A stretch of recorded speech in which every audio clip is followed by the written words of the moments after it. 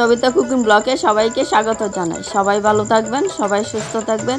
নিয়ে নিয়েছি মানকচু। মানকচুতে আমি পাঙ্গাস মাছের মাথাতে একটা রেসিপি করব। 5টা থেকে লাস্ট পর্যন্ত ভিডিওটা দেখবেন কিভাবে রান্নাটা করব। এখন কচুটা কেটে নেব।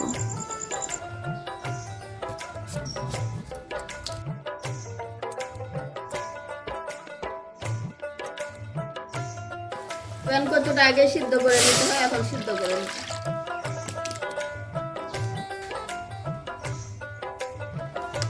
কচুটা সিদ্ধ হয়ে গেছে, এখন উঠা নিব।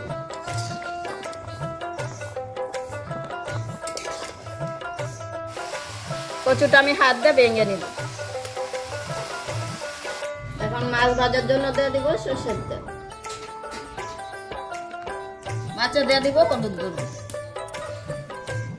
আর দিয়ে দিব স্বাদ মতো লবণ। এখন ভালো করে মাছটা মেখে নিব।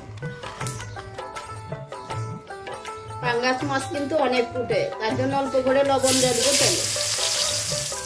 মাখা হয়ে গেছে, এখন ভেজে নেব।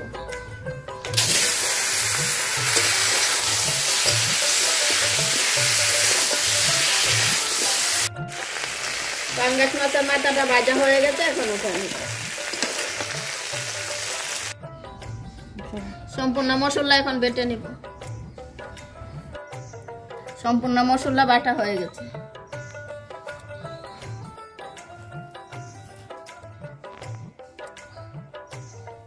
পুরনের জন্য দিয়ে দিব সরষের তেল। তেলটা গরম হয়ে গেছে, এখন দিয়ে দিব তেজপাতা আর দিয়ে দিব পেঁয়াজ কুচি।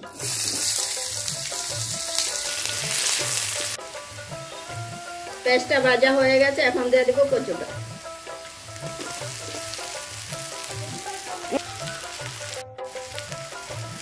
দিয়ে দিব এখন স্বাদ মতো লবণ।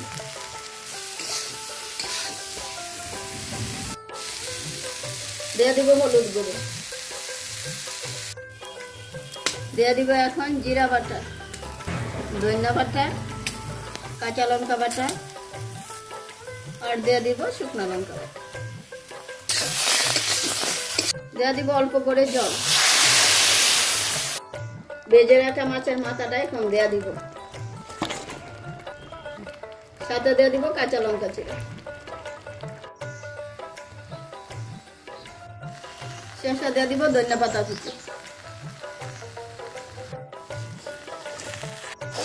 কচুর তরকারিটা হয়ে গেছে, এখন নামিয়ে নেব। পাঙ্গাস মাছের মাথা দিয়ে মানকচুর তরকারিটা কেমন হয়েছে যদি ভালো লাগে কমেন্টে জানাবেন, লাইক করবেন, শেয়ার করবেন।